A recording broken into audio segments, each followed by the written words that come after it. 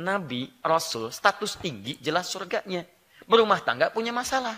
Antum Nabi bukan, Rasul bukan. Nggak ada satupun ayat surga turun menjamin antum. Nggak ingin bebas dari masalah. Antum sehat. Kan?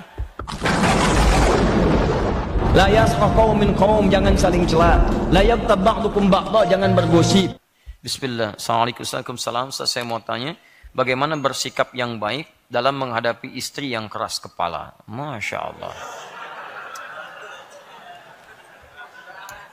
Sama kayak gelasnya keras. Masya Allah. Luar biasa itu ya. Baik. Pak, bisa ketemu istri Bapak? Buat apa? Buat mecahin kelapa, Pak. Istri Bapak keras. Aduh, keras kepala. Luar biasa. Dan selalu berprasangka buruk terhadap saya utamanya.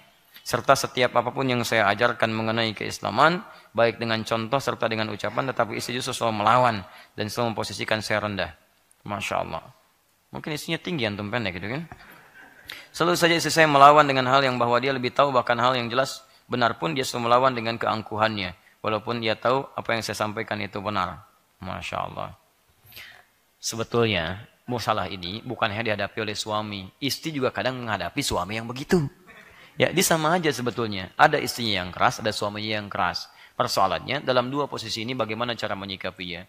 Saya selalu sampaikan kepada antum, ketika antum dititipi oleh Allah Subhanahu wa Ta'ala, pasangan kehidupan, maka pasangan itu yang terbaik untuk bisa mengantarkan antum ke surga. Sepanjang antum bisa melihatnya dengan jernih. Misal, dalilnya Quran surah ke-24 ayat ke-26.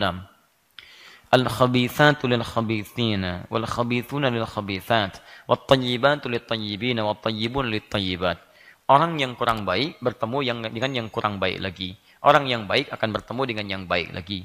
Ketika antum bercita-cita mendapatkan pasangan yang mengantarkan ke surga, maka Allah kirimkan pasangan antum yang dengan itu banyak pahala bisa mengantarkan antum ke surga. Antum menghadapi istri yang seperti ini. Nabi Nuh punya masalah dengan istrinya. Nabi Nuh sabar. Antum, istri antum, Masya Allah. Ya, lebih baik daripada istri Nabi Nuh. Istri Nabi Nuh gak mau beriman. Istri antum masih beriman.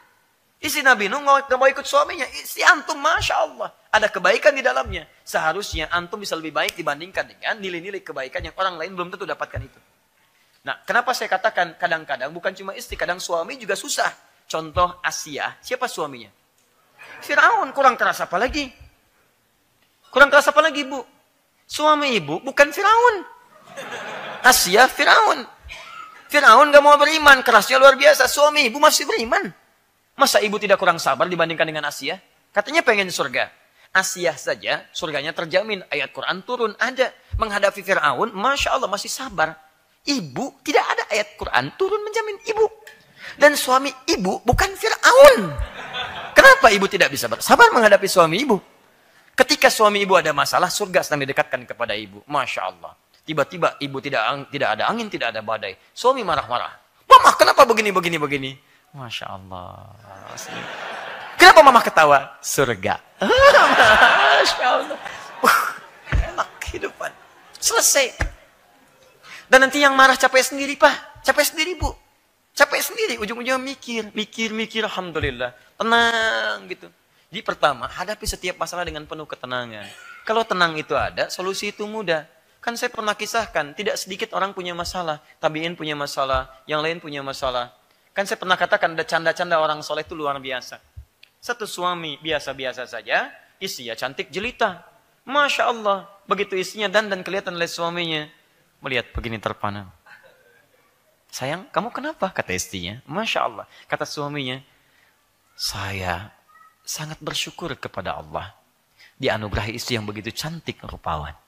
Kata istrinya, kita berdua di surga sayang. Masya Allah. Kata suaminya, kok bisa? Kamu bersyukur mendapat anugerah seperti saya bersabar mendapat anugerah seperti kamu. Alhamdulillah. Bukankah orang sabar dan orang syukur di surga? Orang sabar masuk surga, orang syukur di surga. Suaminya tertawa terbahak. Kamu benar katanya. Tidak marah. Lihat jalan keluarnya. Dia tahu suaminya biasa-biasa. Lebih ideal suami orang lain dibandingkan dengan suaminya. Tapi dia tahu jalan masuk keluarnya. Bagaimana menyenangkan dengan canda yang luar biasa. Masya Allah. Kenapa mama begitu? Ya, mama sih seperti Asia. Walau papa memang tidak sedekat Firaun. Tapi nggak apa-apa lah. Cara masuknya nggak enak. Nggak enak cara masuknya. Cari cara yang paling bagus, ya. Pertama, alhamdulillah, Allah titipkan tipikal istri seperti itu untuk antum, bukan kepada saya. Karena boleh jadi Allah menginginkan mempercepat antum ke surga. Pertama, bersabarlah, karena tidak ada istri yang sempurna, seperti tidak ada yang suami yang sempurna. Saya sering katakan kepada antum semua, mohon maaf, kita ini manusia, bukan malaikat, tidak juga setan. Malaikat tidak kenal salah, setan tidak kenal benar. Sepanjang suami istri menempatkan dirinya sebagai manusia, maka tenang kehidupan rumah tangga. Jadi kalau antum paham istri antum bukan malaikat, antum gak usah tuntut banyak kesalahan darinya. Justru kesalahan itu dimunculkan supaya antum bisa perbaiki. Alhamdulillah. Ya, karena itu saran saya adalah pertama, bagaimana bersikap baiknya selalu ada di Quran surah ke-16 ayat 125, dikuatkan di Quran surah ke-2 ayat 35, ditegaskan di Al-Quran surah ke-4 ayat 19. Alhamdulillah. Quran surah ke-16 ayat 125 ingin menegaskan cara yang terbaik dalam berdakwah. Ud'u ila sabili rabbika bil hikmah. Ajaklah orang yang belum paham dengan jalan Tuhanmu, ajak dengan cara yang bijak. Bijak kata hikmah, itu dalam bahasa balaghah muqtadal hal. Muqtadal hal itu artinya menyampaikan bersikap pada seseorang sesuai dengan kadar keadaannya. Antum tidak bisa menyamakan semua orang. Seperti saya berdakwah di berbagai kalangan, tidak sama jenis jamaahnya. Ada yang bisa cepat menangkap, ada yang biasa-biasa. Ada kalangan yang bukan fokusnya di sini, ada kalangan yang lainnya. Antum bicara pada orang dewasa dengan anak kecil akan berbeda. Seperti pada yang sepuh dengan pada yang biasa pun tidak sama. Karena itulah menyikapi ini, kata Quran, pelajari karakternya. Barangkali tidak masuk dengan cara antum yang seperti ini, masuk dengan cara yang lainnya. Misal, dia tidak senang, kemudian dikuliahi. Antum jangan jadi dosen. Antum jadi murid yang menanyakan kepadanya. Karena antum tanyakan, sampaikan, dia jauh merasa sudah punya ilmu. Orang yang merasa punya ilmu biasanya tidak mudah untuk diberikan pengetahuan. Saya sering katakan pada Anda, orang yang kebanyakan mengajar, biasanya suka lupa belajar. Begitu terbiasa mengajar, lupa dengan cara dia belajar. Sehingga ketika ada yang salah, susah untuk diingatkan. Cara mengingatkannya kita mesti jadi murid, tidak jadi guru. Misal, salah dalam menunaikan salat. Ya, apa di antara kesalahannya? Misal, terlampau terburu-buru. Dan dia merasa punya dalil untuk itu. Maka caranya, antum bertanya. Tidak harus kemudian langsung menghentikan. Dalam porsi memberikan informasinya. Masya Allah, mah, salatnya tadi luar biasa. Iya dong, Pak. Mama kan juga belajar. Masya Allah. Ini mah, yang Papa baca nih, yang seperti ini nih hadisnya. Kira-kira, Mama gimana tuh tadi yang seperti tadi? Cepatnya, kayaknya Papa belum dapat ilmunya nih. Coba supaya Bapak bisa terapkan dalam kehidupan Papa. Sebentar, Mama cari. Cari sampai di Google, gak ketemu. Bisa, itu kan? Kayaknya yang Papa bagus tuh, Pak. Dapat dari mana? Dilihat, sharing, cerita. Ya, atau dia temukan juga, ada kok, Pak. Walaupun di Google nggak ada, Google kan tidak Islami. Masya Allah, misalkan. Ada aja caranya tuh, ya. Nggak ketemu di situ.